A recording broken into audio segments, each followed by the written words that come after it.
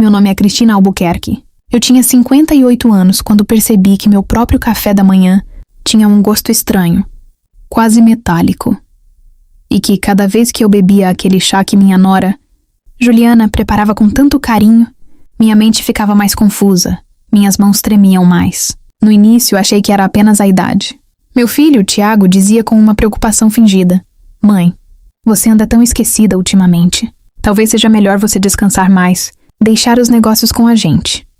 Juliana concordava, sempre com aquele sorriso doce que escondia algo frio por trás dos olhos. Eu era dona da construtora Albuquerque, uma empresa que eu havia erguido sozinha depois que meu marido morreu, deixando-me com uma dívida enorme e um nome que ninguém respeitava no mercado. Levei 20 anos para transformar aquele nome em sinônimo de qualidade e confiança na construção civil. 20 anos de reuniões às 5 da manhã, de negociações duras, de provar repetidamente que uma viúva podia comandar um império tão bem quanto qualquer homem. Foi numa tarde de terça-feira que tudo ficou claro. Encontrei por acaso um documento em cima da minha própria escrivaninha. Um documento que eu não me lembrava de ter assinado, transferindo a procuração completa dos meus negócios para Tiago. Minha assinatura estava lá, tremida, diferente da minha caligrafia normal. Quando eu assinei isso? E perguntei a Juliana, minha voz falhando. Ela olhou para mim com uma pena calculada. "Você não lembra, Cristina? Foi semana passada. O médico disse que sua memória anda instável." Ela pronunciou a palavra instável devagar, como se estivesse me ensinando algo sobre mim mesma. Foi então que percebi. Aquele chá, aquelas tonturas, aquela confusão constante, não era idade. Era veneno, lentamente colocado em cada xícara que Juliana me servia com tanto cuidado teatral. Eles não queriam apenas minha empresa. Queriam me apagar completamente, me declarar incapaz, me trancar numa clínica particular enquanto assinavam os últimos documentos que restavam. Mas eles cometeram um erro fatal. Acharam que uma mulher que construiu um império sozinha não perceberia quando estivessem tentando destruí-la. Poucos conheciam a verdadeira história de Cristina Albuquerque.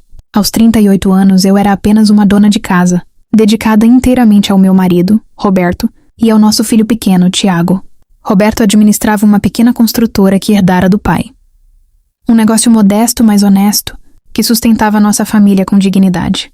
Quando Roberto morreu subitamente, de um aneurisma, aos 43 anos, descobri algo que ele havia escondido de mim por anos.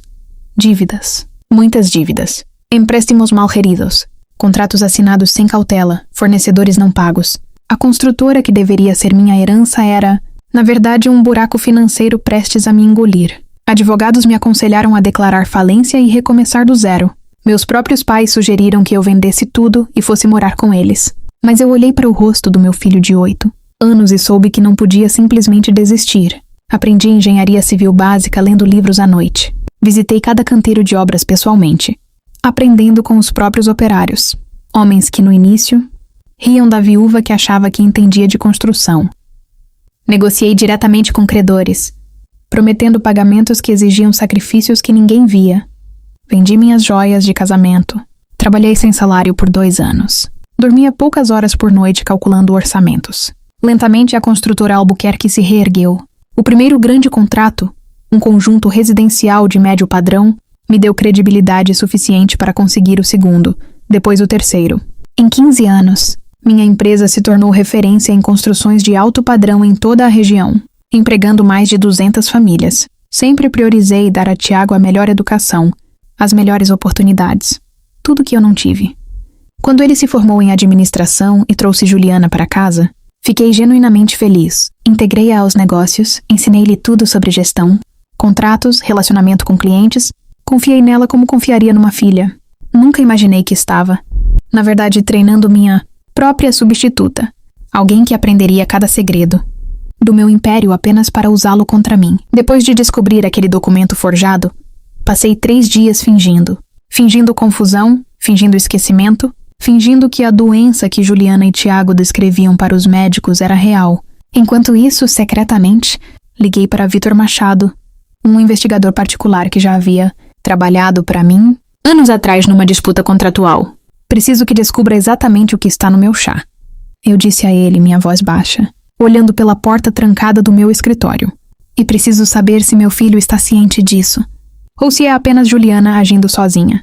O que Vitor descobriu em 2 semanas me partiu o coração de uma forma que nenhuma traição empresarial jamais havia feito. Não era apenas Juliana.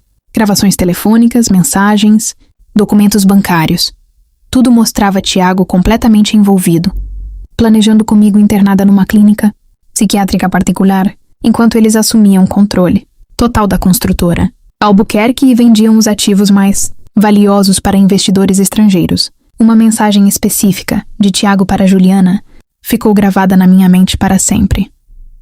Ela construiu tudo isso sozinha. Mas velhos não sabem administrar impérios modernos.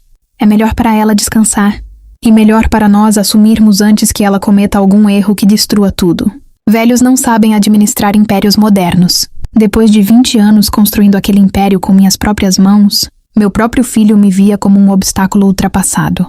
Marquei uma reunião de família na sede da empresa, dizendo a Tiago e Juliana que precisava assinar alguns documentos finais antes de descansar, como eles tanto sugeriam. Eles chegaram sorridentes, confiantes de que a vitória deles estava próxima. O que eles não sabiam era que Dr. Fernando Castro, meu advogado corporativo, e 2 investigadores da polícia já estavam na sala ao lado, junto com Vitor e todas as provas documentadas, gravações de áudio, exames toxicológicos independentes provando envenenamento controlado e registros bancários mostrando transferências suspeitas que Juliana já havia começado a fazer para uma conta no exterior. Quando abri a porta daquela sala e Tiago viu os rostos sérios ali dentro, sua confiança desmoronou instantaneamente. Juliana, pela primeira vez, perdeu completamente aquele sorriso calculado. Mãe, isso é um mal-entendido.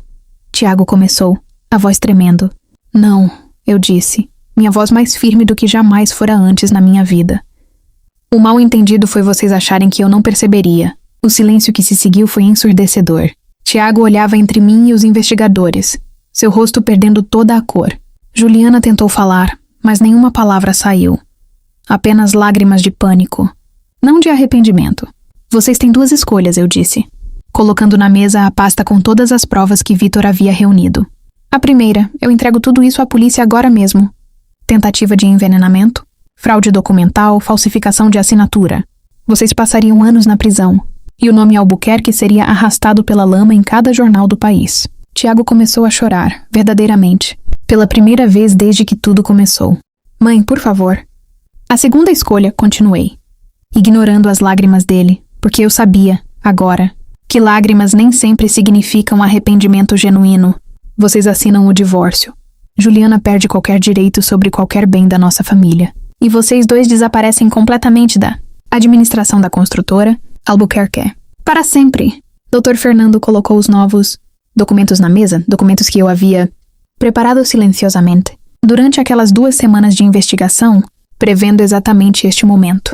Juliana, finalmente encontrando sua voz, tentou negociar. Cristina, pense em Tiago, pense na família. Família, repeti, quase rindo da ironia amarga daquela palavra. É algo que vocês esqueceram no momento em que colocaram veneno na minha xícara. Eles assinaram. Não tinham escolha. Presos entre a prisão e o exílio silencioso que eu oferecia. Uma misericórdia que, honestamente, eles não mereciam. Mas que eu dei porque, apesar de tudo, Tiago ainda era meu filho. Nos meses seguintes, reconstruí a liderança da construtora. Albuquerque com uma nova geração de executivos leais, promovendo funcionários que trabalharam comigo desde o início. Pessoas que provaram lealdade através de ações, não palavras bonitas. Tiago me liga ocasionalmente agora, tentando reconstruir alguma ponte entre nós. Ainda não sei se um dia confiarei nele completamente novamente. Mas aprendi uma lição que nenhuma escola de negócios jamais me ensinaria. Proteger o que você construiu às vezes significa proteger-se das próprias pessoas que você mais amou. Meu império continua de pé, mais forte, mais sábio e completamente meu. E você, quem está lendo essa história agora? Se descobrisse que alguém da sua própria família estava tentando te prejudicar assim, você conseguiria perdoar ou cortaria os laços para sempre?